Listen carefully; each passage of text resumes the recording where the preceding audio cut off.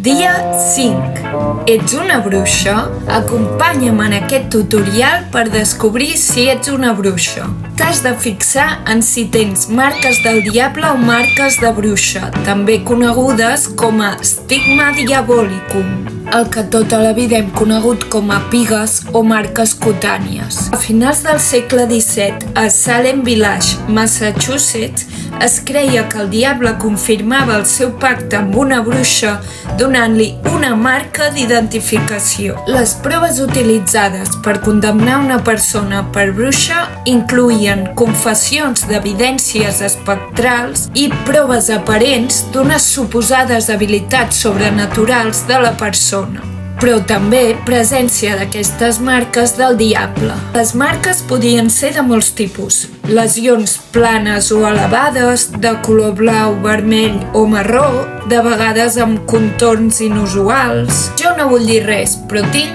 moltes pigues. I la idea de ser bruixa em sembla interessant.